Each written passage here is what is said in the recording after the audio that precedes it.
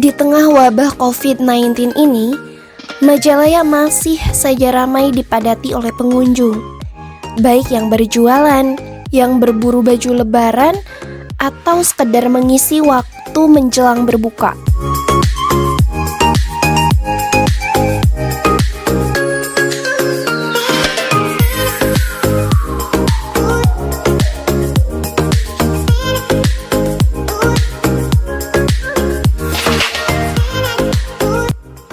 Begitupun dengan kendaraan yang hilir mudik, turut memadati lalu lintas kota Majalaya.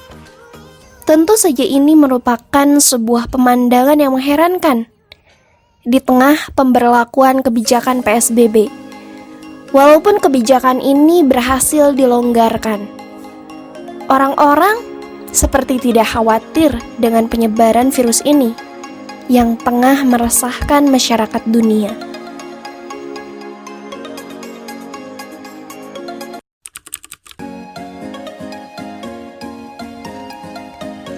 Tetapi tahukah Anda bahwa Majalaya adalah kota bersejarah yang tak banyak diketahui orang?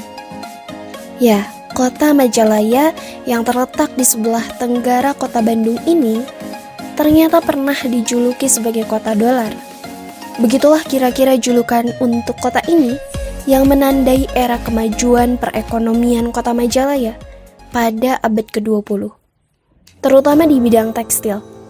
Karena sejak zaman kolonial Belanda, kota ini sudah dikenal sebagai sentra produksi tekstil terbesar di Hindia Belanda.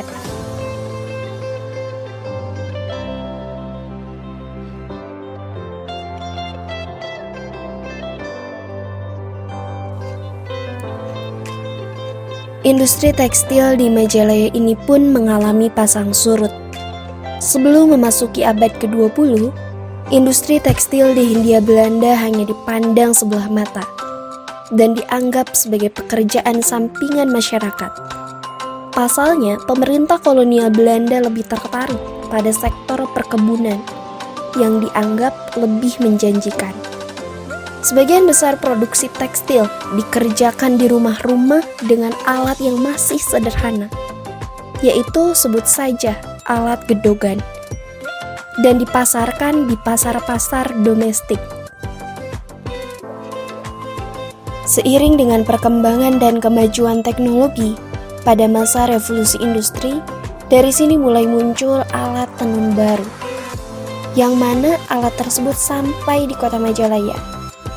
Alat ini dinilai lebih murah dan efisien dibandingkan dengan alat gedogan. Untuk pertama kalinya, pada tahun 1929, pabrik tenun besar didirikan di Majalaya.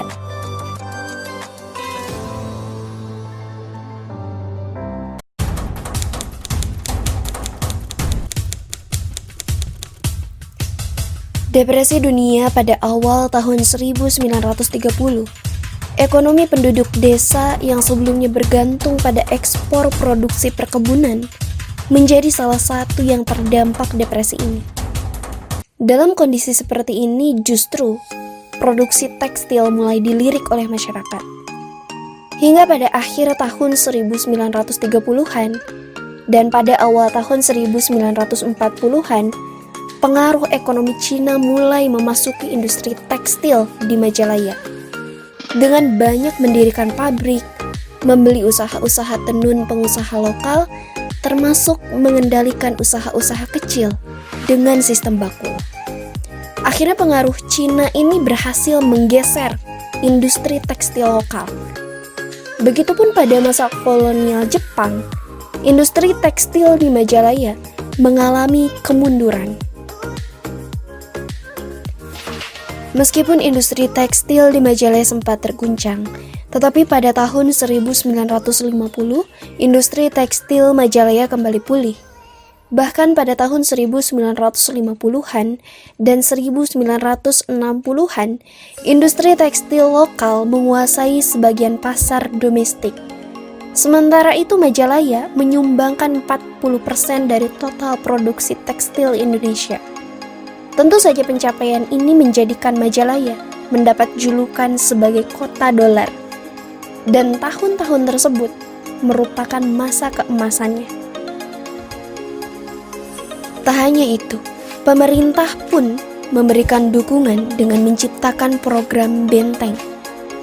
Tujuannya adalah sebagai proteksi pengusaha lokal dari persaingan luar, termasuk dari dominasi Cina. Meskipun demikian, industri lokal tetap saja kesulitan membendung arus liberalisasi ekonomi, termasuk juga dominasi Cina dalam sektor perindustrian. Hingga pada masa Orde Baru, kesulitan yang dihadapi pengusaha lokal semakin menjadi-jadi. Dengan diperkenalkannya pemakaian mesin tenun dalam skala besar pada tahun 1960-an hingga tahun 1970-an. Tren ini kemudian menghasilkan konsentrasi pada modal dan semakin mematikan industri lokal.